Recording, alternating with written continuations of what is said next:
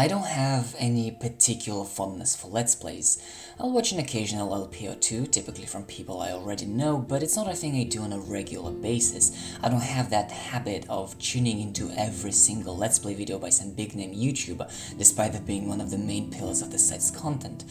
But sometime in the summer of 2015, I found myself in a bit of an unprecedented situation. It was back then that this little indie-looking game by the developers of Remember Me, yeah, remember that, called Life is Strange took the gaming community by storm. A storm I wasn't able to escape and was caught up in alongside so many other people. At that point in time, we just got the 4th episode of the game, and while previous episodes received generally positive reviews, it felt like Life is Strange had only just entered the mainstream. So many eyes were drawn to the game and the story it was telling, and people wanted more of it. And so did I. Unlucky for me, back then I had no means of playing it for myself, so my only option of experiencing it was watching other people play it. And oh my, what a watch it was. There was something so fascinating about seeing where this crazy, unpredictable story full of genuinely brilliant cliffhangers was going. It was amazing. But when the final episode arrived and the journey was finally over, I just kind of forgot about it.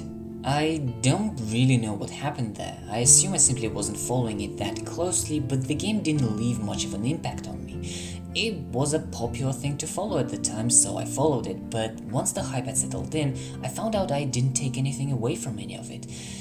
It was done, the story was finished, and the Life is Strange name left the circle of my interests. When Before the Storm was announced, however, the series had my attention again. Well, some of it. I watched almost the entirety of it, again in the Let's Play form, but without much enthusiasm this time around. It wasn't grabbing me the way the original did, so much so in fact I even skipped the bonus episode. I just didn't really care for it, can't say much more than that. That underwhelming experience, I feel, had left a somewhat sour taste in my mouth. I don't think I even knew that episode 1 of season 2 was out until I heard of it on Podquisition, Jim Sterling's podcast. I was aware that Life is Strange 2 was a thing. I remember Captain Spirit, which served as a demo for it, being announced at E3 2018, but I just wasn't following the series anymore.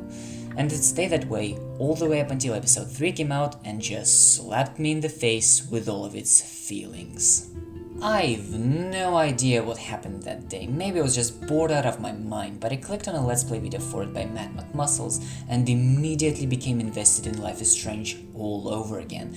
That episode captivated me so much I wasted no time going back and catching up on everything that came before it in the story.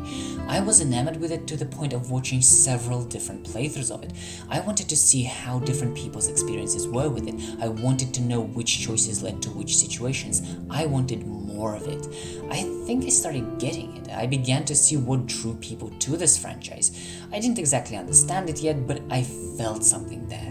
And after I had had my fill with episode 3, I decided it'd be a good time to finally check out the very first episode of the original game, as it's been made available for free when the season had wrapped up.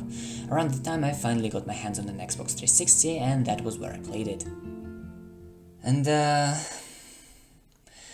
as someone who primarily finds enjoyment in action games, or at the very least games with action elements in them, immediately upon starting that episode it became apparent to me that I'd need to be in a very specific frame of mind to comfortably play it.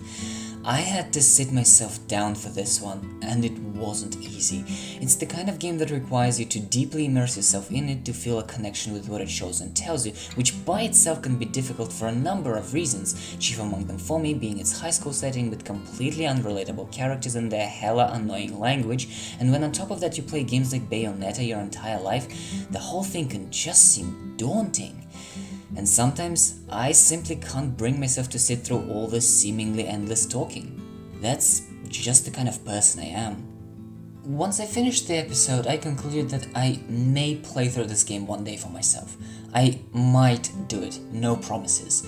Now, full Let's Play of it by Eurogamer with Aoife and Johnny, heck yeah, bring that shit on, I've already got everything prepared. The strongest, most accomplished facet of Life is Strange games is their stories, and yes, they're stories where you make meaningful choices that alter the course of them, but I don't mind just watching several playthroughs of them. God knows I've got nothing better to do with my life. What I'm trying to say is I won't lose sleep over not playing them, as long as I can experience them in other ways.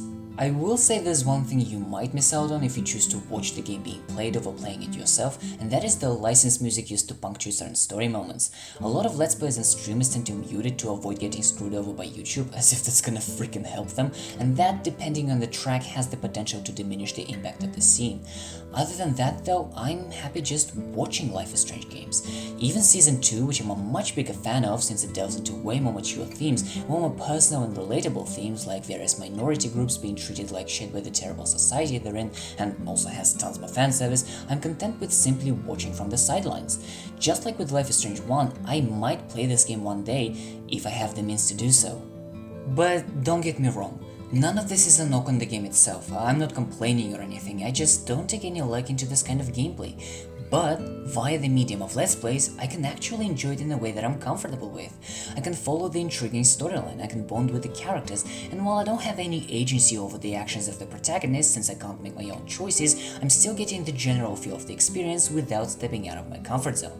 The added benefit here is that it's so much less stressful to simply watch these events unfold rather than participate in them directly. There's always horrible shit going down in there because Dontnod can't make an episode of this game without pouring gallons of sadness down our throats, God forbid. But I'm getting sidetracked. I really like Life is Strange, just not like that, so I wanted to talk about that. I may not be a player of these games, but this fandom is so lively and so passionate that being somewhere near it in any capacity is enough to feel that electrifying energy of people living and breathing these stories, crying and smiling alongside these characters, sharing their experiences and making crazy fan theories about things to come. It's magical. And very gay too, which I'm very much in favor of. This whole video was basically just an excuse to have images of Finn being cute rolling in the background so I could keep watching it over and over again for all time, because I'm terrible. I can't stop thinking about him. I mean, look at him, he's so cute. Anyway, life is strange, life is weird, life is queer. There you go, it all makes sense now. Bye.